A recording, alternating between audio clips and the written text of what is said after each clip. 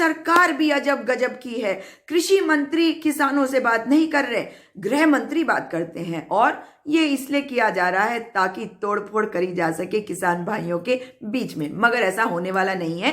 कल इस वार्ता के बाद ये बात हुई थी कि सरकार एक प्रस्ताव भेजेगी किसानों को और किसान उस पर अपनी राय देंगे, मगर 10 मुद्दों पे जो शंकाएं थी उस पर जो प्रस्ताव आए हैं उनको हमारे किसान भाइयों ने सिरे से खारिज कर दिया है। उनकी एक मांग है कि आपको अगर कोई भी प्रस्ताव देना था, अगर हमसे बातचीत करनी थी तो इस बिल को लाने के पहले करना था। अगर हम हितधारक है, हमसे पहले बात क्यों नहीं करी? तो मैं आपको बता दूं कि इनका जो पहला मुद्दा था वो मंडियों से संबंधित था कि वो कमजोर होंगे। दूसरा था कि पंजीकरण की व्यवस्था न करने के लिए अगर जो पैन कार्ड के आधार पर किसान से फसल खरीद की व्यवस्था करी गई है उससे धोखा होने की आशंका उन्होंने जताई थी। इसके अलावा सिविल न्यायालय में उनको न्याय पाने का अधिकार नहीं है, इसके बारे में भी कहा था। और कृषि अनुबंधों के पंजीकरण की व्यवस्था नहीं होने के बारे में कहा गया।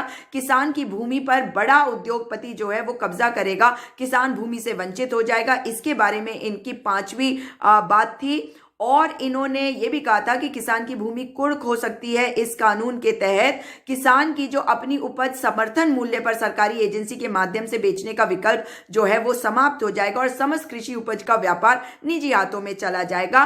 इन सब के बारे में इन्होंने अपनी शंकाएं जाहिर करी थी। इन्होंने जो 8वां मुद्दा दिया था वो था बिजली संशोधन विधेयक 2020 को समाप्त करने के बारे में, और मुद्दा जो 9 नंबर का था वो था air quality management of NCR ordinance 2020 जो पराली से जलाने के संबंध में था उसे खत्म किया जाए और कृषि सुधार कानूनों को निरस्त करने के बारे में। तो जो सरकार ने उनको प्रस्ताव दिए हैं, खुले मन से विचार करने के लिए कहा, उसके लिए हमारे किसान भाई तैयार नहीं है। भाई पहले बुला लेते, आप बिल लाने के पहले बुलाते।